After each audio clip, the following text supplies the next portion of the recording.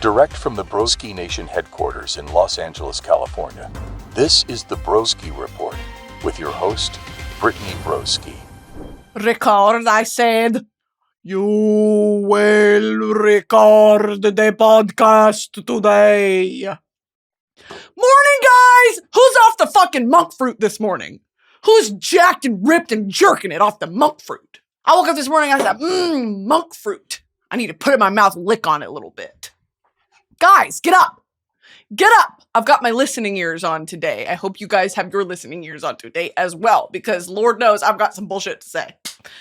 I would like to intro this episode by saying, methinks me have a UTI. Methinks it burns when me pees. Ahoy, sailors! Me penis burns when me pee off the mast.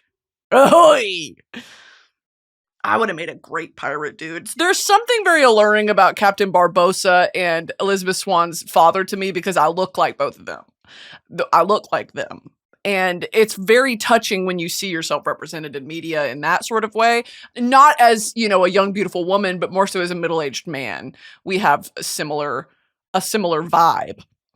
Yeah, I don't know. I'm like, who's your celebrity looking like? I don't know, Adele, Katy Perry. Captain Barbossa.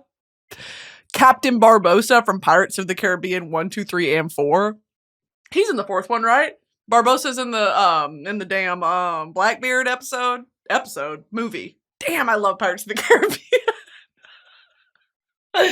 I love Pirates of the Caribbean. Ahoy, sailors! It be Tuesday.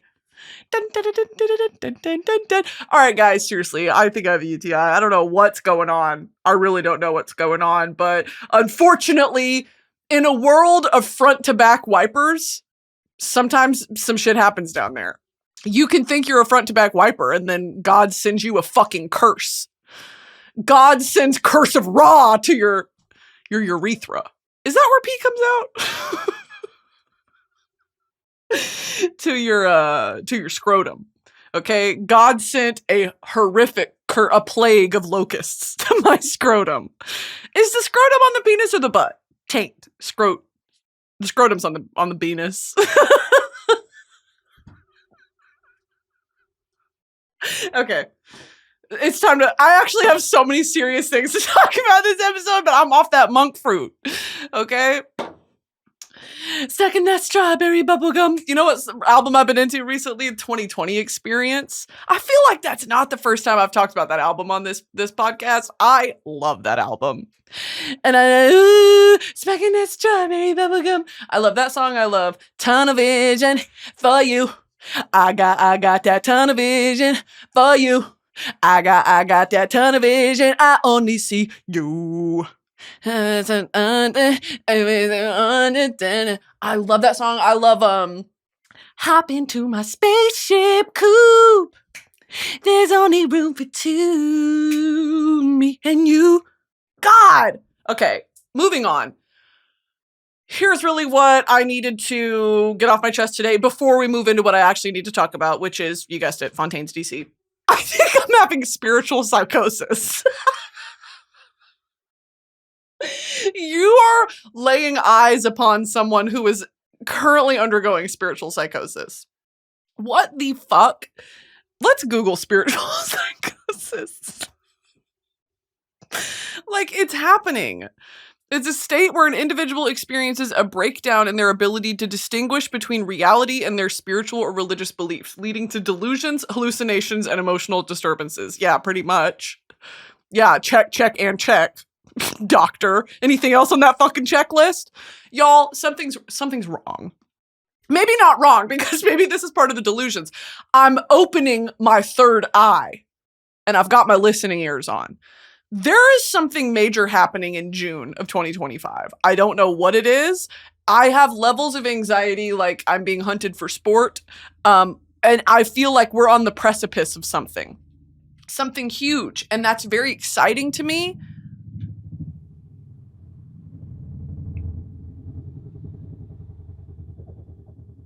You would think there's fucking like, it's Black Hawk Down choppers outside my house all the time. God. Anyway, Like Jack Ryan's gonna come parachuting out of one of these fucking helicopters one day. Let it be Patty Main! Let it be Jack O'Connell and SAS Rogue Heroes! Okay. I think I'm having a psychosis because everything I think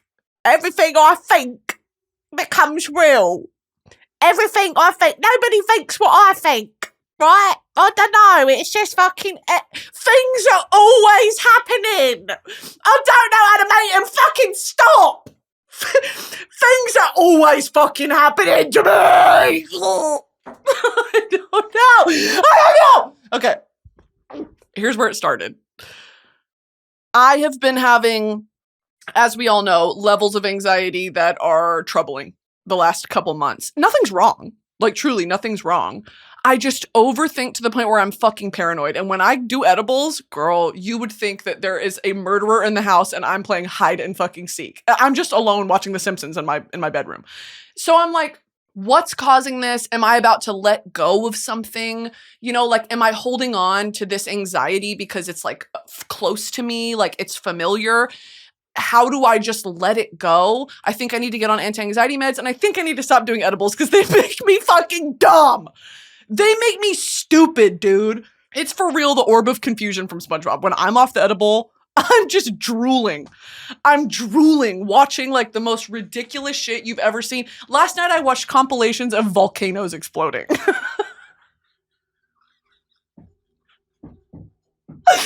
I found this TikTok account that only does like epic volcano explosions. I don't know. I watched that shit for an hour and a half and I got scared because I don't want to die in a volcano. Fuck, dude. I don't know. I don't want to die in a volcano. I decided that. Those freaks, and I'll say it, white people, white guys specifically. The white guys that go to volcanoes and like set up camp there and just peer over the edge like, yeah, that's happening. This thing really looks like it's about to blow. I mean, seriously, if you guys could see the view from up here, it is going to blow. What are you doing? Like, I was watching that type of content. I also watch, I've spoken about the National Geographic YouTube channel before. It's very near and dear to my heart. I watch it a lot. There's this one guy who goes into like, not the danger zone, but he rediscovers ancient societies. That took me so long to say.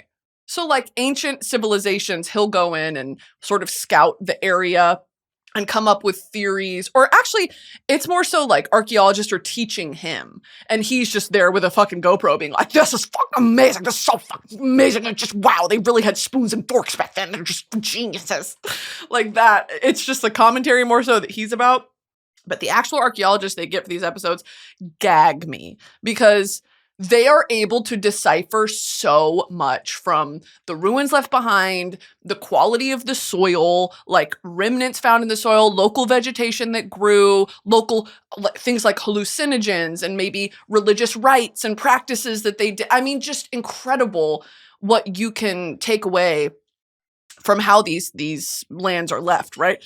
What the fuck was I talking about this for?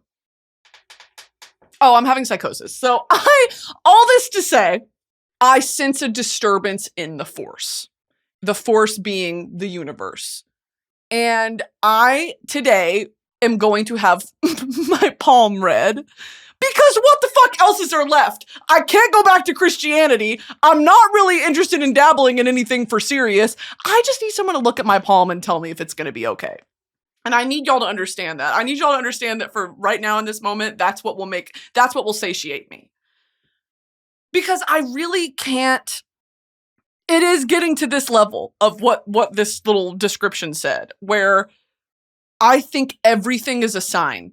I am always watching and listening. Not everything's a sign, babe. I was in the shower 2 nights ago and I was listening to Fontaines D.C. on my speaker and it cut off like at my favorite verse. And I was so excited. I was like, it's coming up, it's coming up. And then my speaker died.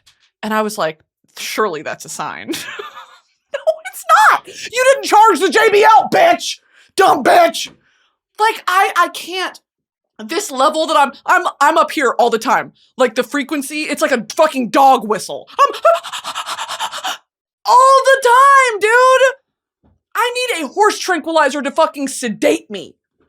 I need to be sedated, and I try to sedate myself with edibles. It doesn't work. I get worried. I get worried. God, I can't even visit Eddie anymore. Anyway. Okay, so I'm going to get my tarot read, and one of my twins, Annabelle Metchke, she read my tarot last time I was in New York, and it was low-key tea, but there's these things. Actually, let me pull it up. I want to read it. She made me a PDF explaining what all of it means. Because, it's like the 2 of scissoring and the, 3 of penis. I really don't know what the 3 of penis means for me in my life right now. But if you're telling me, the bifurcated penis head of the 3 of cups is really important for my spiritual growth, then I'm going to listen. Okay, here's what she had to say about what's going on. But baby, I swear it, I wanted to call. Okay. So the first card she pulled was the 10 of Cups. Now, this is for me, is what it's saying. Emotional fulfillment looks different to each individual at different stages of their life. So consider what it means for you. It may manifest as a happy family or a wonderful community that feels like a family. Okay, now to me, I take away from this that the universe will reward me for decentering men, right? And it's an ongoing evergreen process. But it's happening. It's happening in real time. The 10 of Cups focuses on achievement of a level of love and success that fills your life with serenity, satisfaction, and gratitude. Now, can I say something jarring that I believe in this moment to be true? The only relationship that will give you that is your friends. I believe that to my fucking core. You're well on your way to achieving a big milestone goal in your career or love life, propelling you toward your next phase with increased stability. Now, I find that a little hard to believe because I don't feel very stable right now. Okay, I feel, if anything, like, and this isn't the first time I've talked about this album as well. What is the second law by Muse? Unsustainable. What is that fucking song? Unsustainable. But baby, I swear it, I wanted to call. 2007. No, the second law. Here we go. The second law, unsustainable. Here are the lyrics to that song because this is literally, because I have to read it. It has nothing to do with what I was just talking about, but I have to read it. All natural and technological processes proceed in such a way. The availability of the remaining energy decreases. In all energy exchanges, if no energy enters or leaves an isolated system, the entropy of that system increases. Energy continuously flows from being concentrated to becoming dispersed, spread out, wasted, and useless. New energy cannot be created, and high-grade energy is being destroyed. An economy based on endless growth is unsustainable. And that's when the dubstep drop happens. Unsustainable. The fundamental laws of thermodynamics will place fixed limits on technological innovation and human advancement. Gag. In an isolated system, the entropy can only increase. A species set on endless growth is unsustainable. Unsustainable. And the very final lyric is, "You're unsustainable." Oh, I love Muse. I need to get back into Muse. Damn. And this album too, of them in the desert, Black Holes and Revelations. God, that's what Supermassive Black Hole is on. And oh, that's the only one I know. Actually, wait. Knights of Sidonia. I have to get back into them. And they released something recently. Okay, anyway. Number 2 is What Love Asks of Me. I got the Reversed Hermit. The Reversed Hermit in a reading can indicate a fear of being alone or refusal to look within yourself. Not true. It may also mean you've been in isolation for too long. Ew. Is my throat chakra fucked up? What is wrong with my throat chakra? Fuck, dude. I need to have my throat chakra removed. And can I ask a question? This is genuine. Please don't laugh at me. What the fuck is lymphatic drainage? I need to have mine drained like a kiddie pool. Someone just come in. You know that scene in Aquamarine where they meet her that night and she's like, I've never been this close to a human before. And then she puts her hands on the side of the pool. She goes, stop shrieking like a couple of gulls. And her fingernails turn red because she's mad. What a masterpiece in cinema and film. The scene where in the next morning, they're so excited to go talk to Aqua, and she's gone because they drained the pool. But Leonard, the pool guy, believes in mermaids and he helped her. That's what I need to do to my fucking lymph nodes. Lymph nodes. I know lymph nodes they're like a Brita filter for your body, right? What is the purpose of lymph node? Lymph nodes filter lymph fluid. Now imagine if lymph fluid was nymph fluid and we were all nymphs. We were all water nymphs. What about that? You have to drain your gills. In another life, I had fucking gills, dude. In another life, I'm swimming through the water and I'm playing as the sunlight catches on the water. And then there's not actually a worry in the world. In another lifetime, I look exactly as I do now. Maybe a little bit less like Captain Barbossa, a little bit more like a water nymph. Maybe my features are really exaggerated and my eyes are so blue, it's like, they're like white. Okay. And I am of the species of nymph that is local to sort of the Gulf of Mexico, like the coast of Texas. That's where my mermaid clan is from. And we swim and we have fun, we whatever. But ultimately, the leader gets killed and someone has to step up. And as we know, the best leaders are ones that do not want to do it because they're selfless, right? Like they're always thinking about us, we, a community. It's not about me and what I want. And so I think that would happen to me. I think my father would be the leader. And I've practiced my whole life. I've grown my whole life just being a happy-go-lucky water nymph that is really, really super into like making music from clamshells and beaded things, beaded wares, home decor, shell decor, etc. And then someone like gets my dad, or he's in some political war. Maybe my dad was corrupt. And I was like, everything in my bedroom, I'm not gonna be like my dad. And then something happens to him and they're like, you're up. And I'm like, God damn it. What did I say? Anyway. Yeah, I don't want to be the water nymph queen, but I guess I would.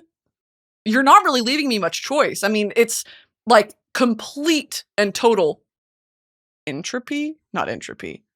Yeah, entropy. Is that a synonym for chaos? Entropy, the measure of a system's thermal energy unit no, entropy, meaning in life. The natural tendency for systems to move towards disorder and randomness, ultimately leading to a decrease in usable energy. Yeah, I guess entropy. What's the other one? God damn it. Sometimes I wish I had a live studio audience. So I could be like, what's the other one? Not entropy, but enthalpy. No, that's not what I want. Okay, yeah, I'm talking about entropy. Anyway, in another lifetime, that is what my life charts out to be. The course of my life takes that, and this is your dream, Dad. It's not mine. And then my dad gets like shot down by Zeus or something because he was being corrupt. Do y'all know the story of Prometheus? Have you ever heard it? Prometheus, I need to write a song about Prometheus actually, because Prometheus helped humankind. He helped mankind. He gave them fire. And he was punished for it. He was punished for it forever. Still. He's up there. And no one can help him, okay? Zeus punished him by tying him to a rock, and I think it's a vulture or a crow comes and pecks his liver out every day. And then it grows back and he has to do it again. Every day, bruh. Sorry, Prometheus. I miss Prometheus. Because no good deed goes unpunished. Okay? What is the tea? What is the tea with Prometheus? Prometheus, where is he now? No, not the ship. Prometheus story. Why did they... You know what's very interesting to me? Oh, there's a film?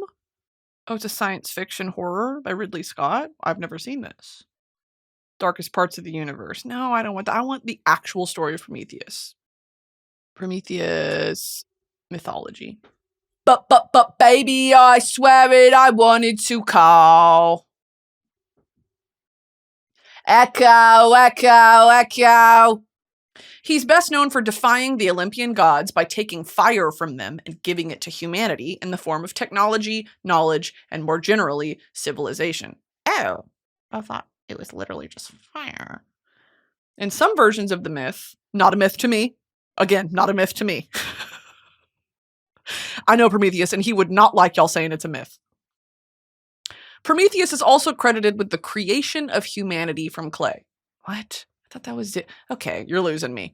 He's known for his intelligence and for being a champion of mankind, and is also generally seen as the author of the human arts and sciences. Gag. He's sometimes presented as the father of Deucalion, the hero of the flood story. Now, who the fuck is that? Deucalion.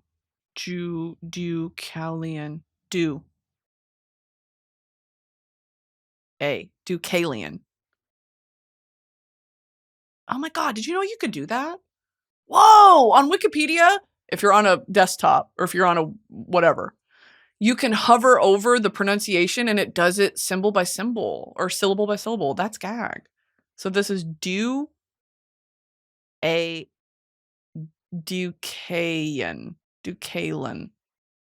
Button. Deucalion. There's no L. Happy Deucalion. Fuck! Okay. He was the son of Prometheus. Ancient sources name his mother as Clymene. He's closely connected with the flood myth. What is the flood myth? The flood myth, or a deluge myth, is a myth in which a great flood, usually sent by a deity or deities, destroys civilization, often in an act of divine retribution. It actually is crazy, the concept of Noah's Ark, because if my neighbor started building a boat outside and he was like, God's sending the waters, I'd be like, 100%. And it is so good to see you. It is so good to see you. Have a good day, right? Don't kill me. You're crazy. But then when the waters came, when the flood comes, you bet your ass I'm knocking on that door. Please let me in. Remember I was nice to you. Remember I was the neighbor, I'm the vagina guy. Jerry Smith from Rick and Morty. Anyone? Come on, you remember me? I'm the vagina guy. Anyway. Oh, wow. This little illustration here is fucking beautiful. Wow. Frontispiece to Gustave Doré's illustrated edition of the Bible. I need to get into that. Open link in new tab. Okay, anyway. Imagine getting on Noah's Ark and there's a weight limit. Oh, ma'am, there's a weight limit. We've reached our weight limit. Oh, my God. I'm humiliated. Please, can you, throw off one of the big fucking giraffes and let me on? Are you serious? Oh, my God, there's a weight limit? It's a ship! I call customer service on Noah's Ark. No, because they said there would be. It's made of wood is buoyant. It's buoyant. And he crafted this vessel for. No, I'm not done speaking. You crafted this vessel to take us through the end of the world because you knew the floods were fucking coming and you couldn't account for an extra 240 pounds for fucking me? Are you out of your fucking mind? I just think it's ridiculous. That would be me. Me on the 1-800 Noah's Ark number. Ma'am, I understand your frustration. However, you did not RSVP. I did! I told him I was gonna come! Fucking bitch! He's a fucking bitch! Ma'am, please no name calling. Well, he is! Noah is a fucking bitch. Because why is it exclusive? Make multiple ships.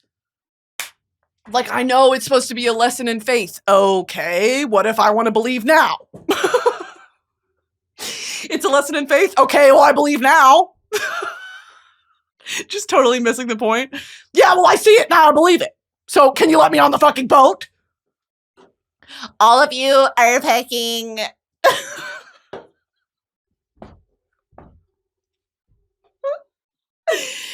All of you will be hearing from my fucking lawyer. No, because it's discrimination. It's literally discrimination. Noah's Ark being fat phobic is such a good bit. It's such a good bit. Let me flesh it out a little bit more. Okay, the flood myth. Did the Bible just steal from Roman mythology? Greek mythology, actually, because Romans stole it from Greek mythology. Parallels are often drawn between the floodwaters of these myths and the primeval, great word, primeval cosmic ocean, which, what is that? Primeval, of or resembling the earliest ages in the history of the world. Primeval. Cosmic ocean. Now that's actually really scary to think about. That's really scary. A cosmic ocean? Oh God. Oh God. It's too much. It's too much because what do you mean there's an infinite swelling cosmic ocean above me and I'm here. And I'm right here with my fucking Tatooine laptop sticker. What do you mean? Oh, humankind yearns to be more. Humankind yearns to have dominion over something. We were not meant to have dominion over things. Even our own lives. We can't have dominion over our own lives. We're subjects. We were meant to be subjugated. Oh my God. Maybe that's what, okay. There's this gaggy monologue that I need to go find. I'll be right back. There's this monologue that maybe I've read it before, maybe I haven't, that still kind of fucks me up to this day. It is from the book/movie Angels and Demons, one of my favorite books ever. Okay, Dan Brown. There is a speech, a monologue that one of the cardinals give, one of the Roman Catholic cardinals, that is supposed to be an argument in favor of faith, right? Like having faith over science, because science, to a lot of the religious community, has eclipsed faith and has replaced, let me read it because there's so much to say. This episode is sponsored by Rocket Money. When it comes to spending, sometimes it's out of sight, out of mind. That daily coffee habit, those streaming subscriptions, they add up pretty fast without you even noticing. Rocket Money helps you spot those patterns so you can do something about it and keep more money in your pocket. Rocket Money is a personal finance app that helps find and cancel your unwanted subscriptions, monitors your spending, and helps lower your bills so you can grow your savings. See all your subscriptions in one place and know exactly what you're doing with your money. For ones you don't want anymore, Rocket Money can help you cancel them. Rocket Money's dashboard gives you a clear view of your expenses across all your accounts. Easily create a personalized budget with custom categories to help keep your spending on track. See your monthly spending trends in each category to know exactly where your money is going. I love to spend money on mobile games and then forget that I subscribed, so Rocket Money is very important to my personal finances. Rocket Money will even try to negotiate lower bills for you. They automatically scan your bills to find opportunities to save, then you can ask them to negotiate for you. They'll deal with customer service so you don't have to. Rocket Money has over 5 million users and has saved a total of $500 million in canceled subscriptions, saving members up to $740 a year when they use all of the app's premium features. Cancel your unwanted subscriptions and reach your financial goals faster with Rocket Money. Go to rocketmoney.com/BroskiReport today. That's rocketmoney.com/BroskiReport. rocketmoney.com/BroskiReport. This episode is sponsored by SeatGeek. I am so excited for my Cowboy Carter date. Y'all don't even understand. Which is why I want to give the sponsor of today's episode, SeatGeek, a huge shout out. With over 28 million downloads, SeatGeek is the #1 rated ticketing app. There are more than 70,000 events listed on SeatGeek, including concerts, sports, festivals, and more. There are so many artists on tour this summer, like The Weeknd, Beyonce, Kendrick Lamar and SZA, Post Malone, Tyler the Creator, Sabrina Carpenter, etc. I love using SeatGeek. I literally bought my Cowboy Carter tickets on SeatGeek, and they were the last ones in the section I wanted. I'm feeling very blessed, very grateful. SeatGeek has your back. Each ticket is rated on a scale of 1 to 10, so you know you're getting a good deal. So look for the green dots. Green means good, red means bad. Plus, every ticket is backed by their buyer guarantee. And you know I have a code for y'all. You can use code BROSKI2025 for 10% off your next set of tickets at SeatGeek. That's 10% off tickets with promo code BROSKI2025. Make sure you click the link in the description to download the app and have the code automatically added to your account so you can use it later. 10% off, promo code BROSKI2025. Thanks, SeatGeek. I wrote this in high school, by the way. Like, I wrote this down because it really connected with me. I was probably 14. And it's cute. It's in my 14-year-old handwriting. Okay, if I get really impassioned reading this, don't mind me. Here we go. The ancient war between science and religion is over. You have won. But you have not won fairly. You have not won by providing answers. You have won by so radically reorienting our society so that the truths we once saw as signposts now seem inapplicable. Religion cannot keep up. Scientific growth is exponential. It feeds on itself like a virus. Every new breakthrough opens doors for new breakthroughs. Mankind took thousands of years to progress from the wheel to the car, yet only decades from the car to space. Now we measure scientific progress in weeks. We are spinning out of control. The rift between us grows deeper and deeper, and as religion is left behind, people find themselves in a spiritual void. Me having spiritual psychosis. Me getting my tarot read because I'm grasping at straws. The rift between us grows deeper and deeper, and as religion is left behind, people find themselves in a spiritual void. We cry out for meaning. Who is this God, science? Who is the God who offers his people power, but no moral framework to tell you how to use that power? What kind of God gives a child fire, but does not warn the child of its dangers? The language of science comes with no signposts about good and bad. Science textbooks tell us how to create nuclear reactions, and yet they contain no chapter asking us if it is a good or bad idea. The church is reaching out to you, reaching out to everyone. And yet the more we reach, the more you push us away. Show me proof there is a God, you say. I say use your telescopes to look to the heavens and tell me how there could not be a God. You ask, what does God look like? I say, where did that question come from? The answers are one and the same. Do you not see God in your science? How can you miss him?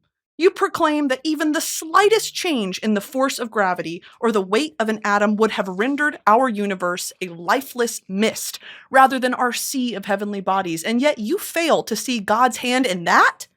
Is it really so much easier to believe that we simply chose the right card out of a deck of billions? Have we become so spiritually bankrupt that we would rather believe in mathematical impossibility than a power greater than us? Tell me that's not a very well-written monologue. Like, low-key, look, to be in a book like that definitely gave me pause, right? Because in high school, I was deeply Christian, and I loved the church. I loved my community in the church. I loved what the church kind of represented, which is a second chance. And then the older you get, the more realistic of a view you get of an entity, a man-made entity like the church. And that line about, the church is reaching out to you. Yeah, and it always will, because it's evangelical. The goal of the church is to grow. So there are things, there's so much to say about a speech like that. And it stuck with me for forever. I read that book in probably 2009, 2010, and I'm still thinking about it to this day. It very deeply impacted me. And while I don't agree with everything, the majority of what's in that monologue, I do agree that morals cannot keep up with how science is going. There are so many moral dilemmas, especially with regards to climate change, where things like fast fashion and next day shipping and all these things that for the sake of convenience, we are too nearsighted for our own good. And it takes the real fucking thinkers to predict that this is such a short-term pleasure and it has long-term effects, how we're living today. And this push towards space travel and this push towards, it's almost like a resignation to the fact that we know it's over and we're planning for stage 2. It's hard not to get, maybe that's my anxiety talking, but it is hard not to get really discouraged about it, in the face of climate change. So there are definitely parts of that speech that I still relate to today, but a lot of it is come on, dude. I don't think, and this is me talking, I don't think I'm going to find my answers in the church. Been there, done that, tried it. And the church, again, this is my opinion, overall does more harm than good, I think. especially a 2025 church, an American church in 2025, I have little to no faith in at all in their ability to do good and to really lead people out of the darkness. What religion is supposed to be, right? It's what that speech said, a moral guidepost. And I just don't, something is not matching up. Like, these entities just have so much hate at the core of their dogma. And maybe that's not from the Bible itself, or maybe that's not actually what Christianity is, but unfortunately, it's because man practices this religion. It will be flawed. Inherently, it is flawed because man is flawed, and God is perfect, and we will never be perfect. So these things are, I like to think of religion as more of just stories. They're fables. These stories in the Bible, chapters in a book, these are just fables to teach you a lesson so you don't end up like XYZ character. I think that you can find what the Bible offers in that context in literature in general. I think there are so many options that will provide you, if that's what you're seeking, you know, like moral guidance. Find a philosophy and really dedicate yourself to studying that. And I think that'll give more concrete answers and almost a freedom than the confines of a religion will. This is my experience, my opinion. That's where I've landed. I've landed on tarot card readings and studying philosophy because these things to me are accessible and I can cherry pick, versus with religion, that's my main issue, right? Is people cherry pick religion, and that's the thing you're not supposed to fucking cherry pick. So anyway, the cosmic ocean, hate that. So the flood myth. Let's go back to lymphatic drainage. Lymph nodes. Oh, and is it okay if you don't clean out your lymph nodes? If you don't pressure wash your lymph nodes? Do I have to drain my lymph nodes? It moves waste towards your lymph nodes to rid your body of toxins. Well, I don't have any toxins in my body, so consider that. Okay, well, what about a toxinless free person? Toxinless. I don't know, but I found things on search. So Google just started talking to me from the other room. Okay. Girl, that happens to me all the fucking time. I have LG TVs, and apparently LG has this feature where if you say, I don't know what the mystery word is, but you know, like with Google, you say, hey, Google, and then they'll answer. She will answer. She comes crawling back to me every single time. She wants me so bad. She's desperate to please. It's honestly kind of embarrassing.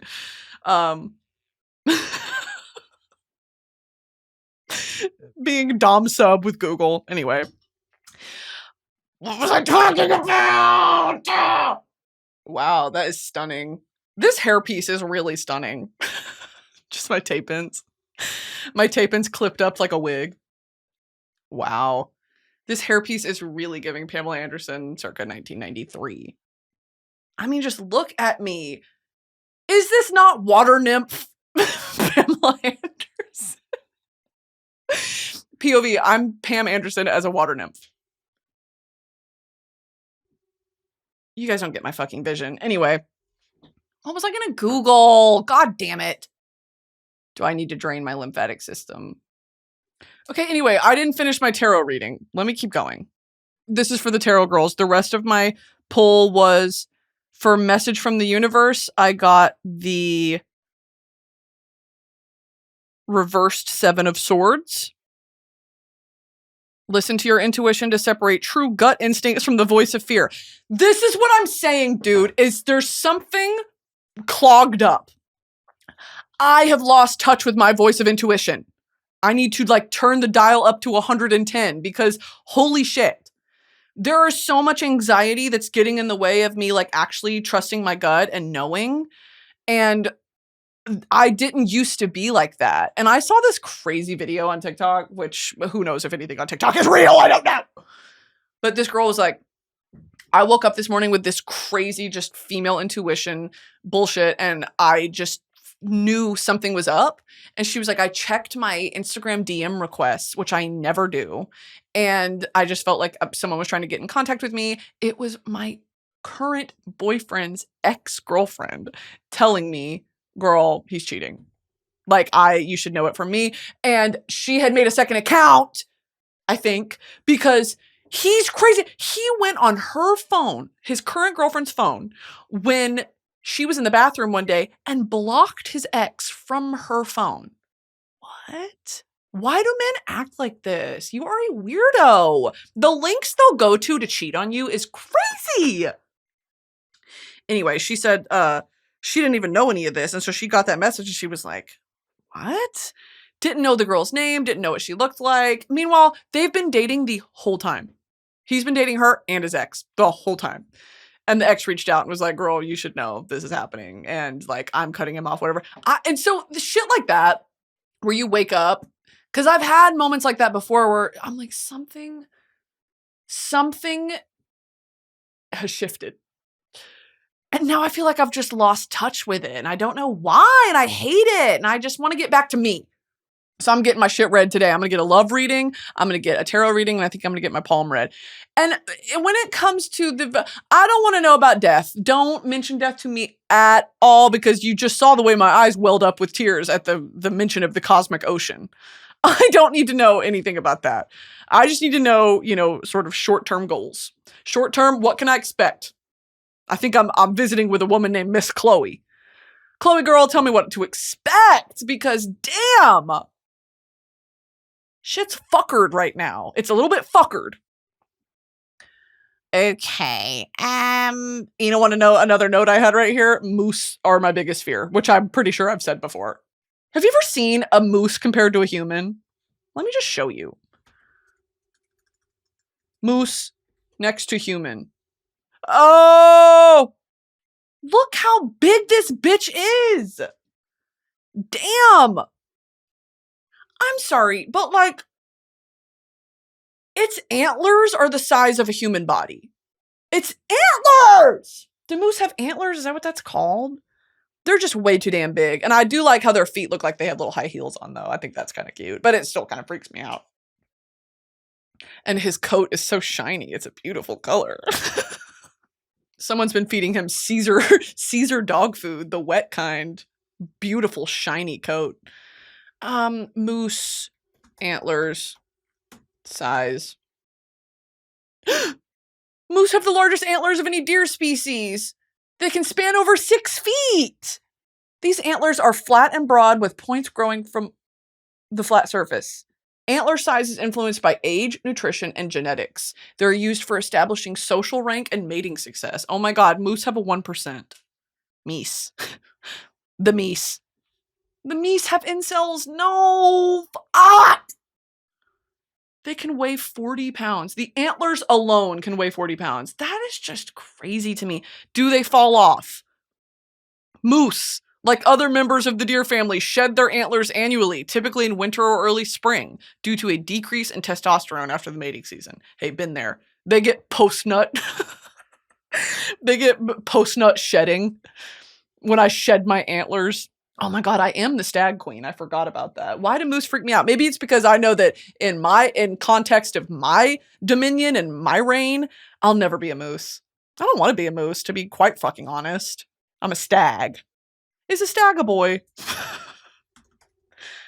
Is a stag a boy? It's a male. Okay, well, in my alternate reality where I'm also a water nymph, stags can be women. And women can have antlers. I guess women can't have antlers, huh? Women deer. Antlers? Can female deer have antlers? Like, can you have PCOS as a deer?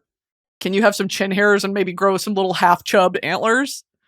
While typically only male deer grow antlers, it is possible for female deer, does, to grow antlers, though it's a rare occurrence. Well, you're looking at a rare occurrence. This usually happens when there are hormonal imbalances, boom, such as abnormally high testosterone levels, or if the deer is a hermaphrodite. T. Male deer produce testosterone, which triggers the growth of antlers. If my gyno explained PCOS to me in terms of Bambi and a deer, I think I would have gotten it a little bit more.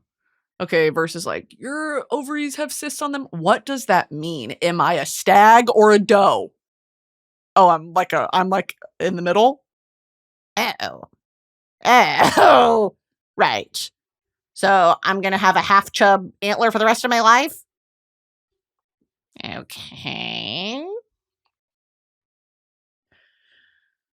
On rare occasions, like 1 in 10,000 does, female deer can grow antlers too. While horns grow from the base, antlers actually grow from the ends or tips. What the fuck? Horns grow from the base, antlers, horns. There's a difference between horns and antlers? Horns and antlers difference. Horns and antlers are both head-borne structures found on various animals. They have distinct differences. Antlers are made of bone. What? They grow annually and are shed and regrown each year, often branching out like trees. Horns, on the other hand, are composed of a bony core covered in a keratin sheath. It's got a foreskin. The horn has a foreskin. Bruh, ew. Put it away. Which is the same material as human nails and hair. Ew. Horns are permanent and do not shed. Okay. What is this little? Antlers are shed and okay, that's the difference. And the more you know. You can never say you listen to this podcast and you don't learn something. I'd like to click on this infographic and it's not really letting me. Oh, that's so scary. I just don't. Do cows have horns or antlers? Cows have horns. In mammals, true horns are found mainly among the ruminant artiodactyls in the families Antilochipridae, pronghorn, and Bovidae, cattle, goats, antelope. Those are horns. Everything else is pretty much actually going to be, antlers. So, speaking of creatures with antlers and perhaps have a mythical quality to them, I'd like to start a new series on this podcast called Cryptid of the Week.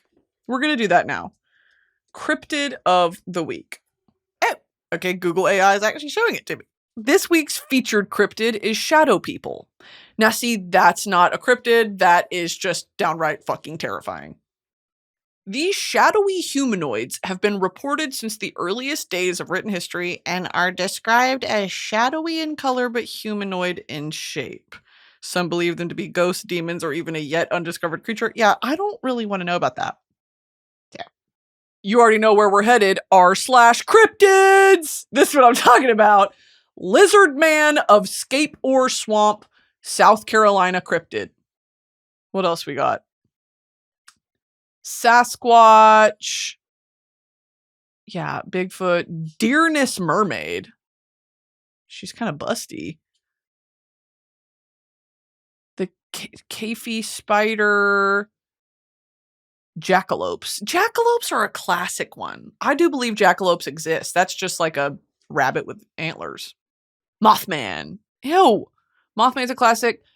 Cryptids by state. Let's pick a state. I'm going to pick... This one goes out to Broski Nation in Washington State. Of course I picked the one at the very fucking end. Go! Washington's Tacoma Narrows Bridge octopus. That's not really a cryptid, right? That's just kind of like you guys think it's there. In 1940, the original Tacoma Narrows Bridge collapsed and created a giant 600-pound, 20-foot octopus habitat. Now a Puget Sound legend, it's become a Tacoma mascot. Forever immortalized by the Narrows Brewing Company with its very own IPA, Grab-A-Coma. That's not interesting. Sorry. Oh, here we go. See, leave it to Appalachia to have the actual cryptids. Trust, never go into the woods at Appalachia at night. Alone. Never do it. West Virginia's Flatwoods Monster. Okay, here we go. This is what I'm fucking talking about. The mountains of West Virginia are not only the real-life location of the new Fallout 76 video game, but also the home of Appalachia lore and legends. The Flatwoods Monster of West Virginia is featured alongside other mythical creatures like Wendigo, the Grafton Monster, and Mothman. Deep in the Smoky Mountains lives a 12-foot tall alien with red eyes and hook-like arms known to generations as the Flatwoods Monster. You already know I'm about to Google that. Flatwoods monster sighting. The Flatwoods Monster is a legendary creature reported to have been seen in Flatwoods, West Virginia on September 12th of 1952. The event involves several accounts of a large, frightening figure seen after a bright object crashed in a local field. So it's an alien. The Flatwoods Monster sighting is a well-known cryptid story and has generated numerous theories about its origin. People think it's a UFO encounter. They also think that it was mass hysteria fueled by the Cold War and early space exploration fears. The Flatwoods Monster incident made local and national news and became a local legend. If you visit Braxton, West Virginia, it features the Flatwoods Monster as a tourist attraction. That's like, yeah, there's pictures, right? I do not like that. Oh, I do not like that at all. I like its little dress. It's got a dress and a beautiful headpiece. Okay, here's my thing with, I guess, turning something like this of a local legend into a tourist trap. Because if anyone here has been to Area 51, not actually, but like Roswell, New Mexico, is that as close as you can get to Area 51? Area 51 is very T to me because at this point, it's not even like, did it happen, right? It's more like we know there has been, this might be, trust that this is coming from the mouth of someone who is openly admitting they're having spiritual psychosis. So take what I'm saying with a grain of salt, okay? I don't think it's a matter of, have we made contact? I think it's a matter of what are we doing to them? I also think it's a matter of what information are we concealing? Because I think at this point it would be, I'm not even being like conspiracy theorist. I think it would be naive to believe we are alone in the grand cosmic scheme of things, okay? The fact that we are the only habitable planet surely can't be right. I don't know if we were ever meant to make contact with other planets because we clearly can't get our shit in order. There's no function to our society because we're warring with each other. Like, we have to get past this point of differences before we are able to, as a human species, make contact to the beyond. I believe that other planets, I believe that other planets have advanced to that level and they are ready to do outreach and they have reached out to us. And because we're sick little fucks, we abducted them as they tried to make contact and we experiment on them. And we are this monster of our imaginations, like this figment of imaginative creativity that we've come up with as almost like this children's story time monster. That's us. Like, I truly believe, I don't put it beyond us as a species to do that, like to really not even approach it with diplomacy, just to immediately go, yeah, we're going to experiment on you. Yeah, I'm going to lock you in this bed. Like, I think that. I actually do want to Google how close can you get to Area 51? You can drive to the extraterrestrial highway and go hiking at Tikaboo Peak. It's approximately 26 miles to the east of the base and is a publicly accessible vantage point. While you can't enter the base itself, this offers a relatively close view from a distance. That's still miles away. How do you get into Area 51? How do you get into Area 51? It's basically impossible. Okay, perfect. It's only slightly less impossible to see it. The top secret military base is smack in the middle of the Nevada desert in a dried out lake bed surrounded by mountains. The closest peaks are heavily guarded so no one can spy on the activity below. How do you get hired at Area 51? Area 51 is a base, not an employer, so nobody can work for Area 51. Yeah, you know what I fucking mean, girl. First, apply for and be accepted into the United States Air Force. Why is Area 51 owned by the Air Force? I might need to call my dad. The U.S. Air Force and CIA acquired the site in 1955 primarily for flight tests of the Lockheed U-2 aircraft. Okay, T. All research and occurrences in Area 51 are top secret, sensitive. I gotta call my dad. Because it functions as flight testing and training facility primarily. Okay. Let's call my dad.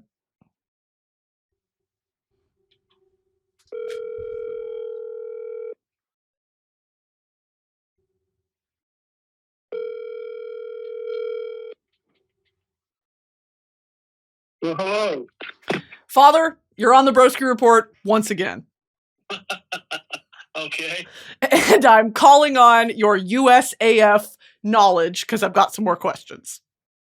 Okay. I'll see what I can do. Okay.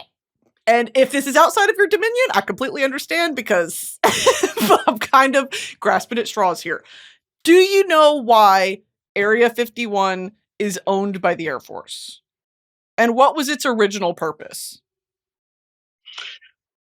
Well, I don't know that it's owned by the Air Force. I believe it may be owned by the Department of Energy, but honestly, you'd have to check resources on that.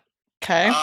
I do know that many of the programs that were facilitated there, obviously the Air Force had a connection to.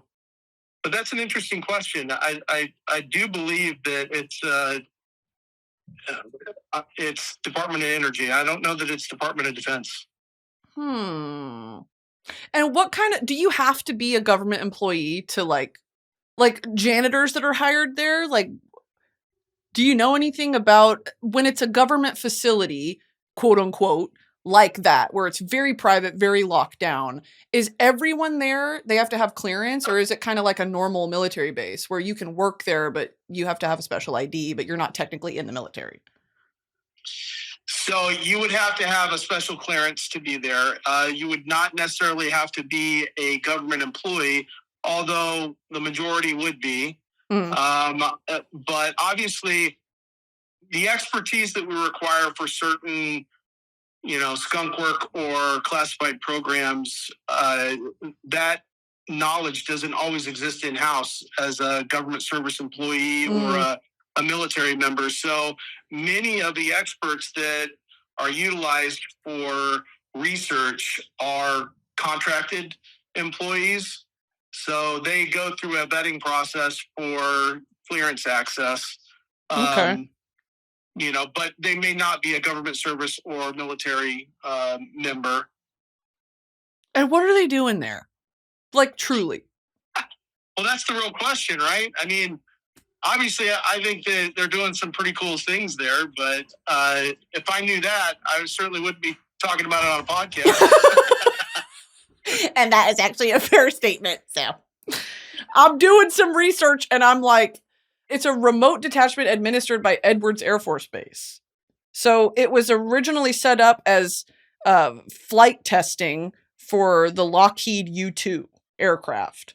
And then from there, I guess the CIA got involved with the Air Force and whatever. And this was back in the 50s. But I don't know the timeline of like when all the stuff with Oppenheimer was happening. Like that was another super secret thing. And then when Area 51 was established, was that in connection with that at all? Or has it always been UFO related stuff? I just really don't know. And I guess that's kind of the point, is we're not supposed to know.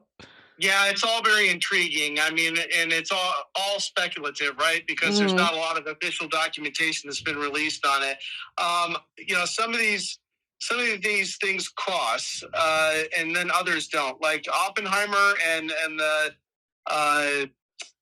work that he did, that wasn't so much that area of Nevada. I mean, that was actually in a completely different location. But the connection to Edwards makes a lot of sense because, again, we do a lot of testing out there. The airspace is great for testing because there's not a great deal of population in that area.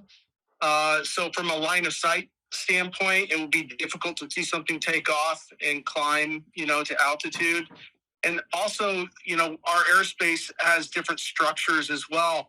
And that's one of the locations where you can take off and have an unrestricted climb access, to tens of thousands of feet, so you don't have to be under the control of a ATC or a air traffic control center. So there's a lot of benefits to having a base location out in the middle of nowhere where not many eyes can see it if you're really testing super secret stuff. Very interesting. Okay. Thank you. That's all I needed.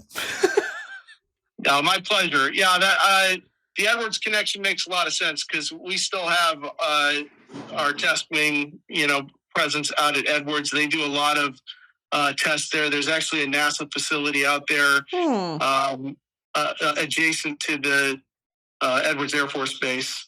So that makes a lot of sense. But yeah, interesting questions. I wish I had better answers for you. Well, I'll figure it out and I'll let you know what they're doing out there. Please do. All right. Love you. All right. Love you too. Bye-bye. Bye. Well, that proves it. They're probing them out there. They're doing something to them out there and we have to get them out.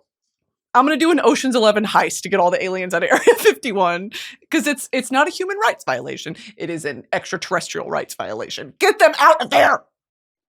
Get them out of there. You have to let them try Chick-fil-A and Whataburger. Oh my God, if I was an alien, I would love Chick-fil-A. If I was an alien and you showed me Chick-fil-A, I'd be like, oh, wait, you guys actually, there is some intelligent life here. Because Chick-fil-A is so good. Is it Christian chicken? I don't know. Is it Christian chicken? I'd love to show it to the aliens. Oh, they would just love the Polynesian sauce. I mean it. All right, y'all. I think that'll do it for me. This lovely, wonderful episode. I think we covered just about all of it. I've started wearing patchouli oil. Can I just say, love. Love, love, love, love, love. I put the patchouli oil under my perfume and the patchouli oil lasts all day and it's fantastic. I love it. And I think some people think patchouli smells like grandma. I don't give a fuck. I think it smells great. Okay, if you want merch, go to broski.shop. I'm tired of asking you guys. If you want music, go listen to it. Go listen to my music. Oh my God, I didn't even talk about fucking Fontaines D.C. I'm going to talk about them next week. But here are my songs of the week. It's still going to be I Love You by Fontaines D.C. And it's going to be Better Way to Live by Kneecap and Grian. And it's also going to be let's pick a good one. Probably TV Dinner by Sam Fender. I probably mentioned that last week. Let's give you a different one, actually. Bad as I Used to Be by Chris Stapleton. I love that song, and it's on the F1 soundtrack. Came on shuffle. I was super high. I listened to it on repeat for an hour and a half. So, love that song. All right. Love you guys for real. Be good. Bye.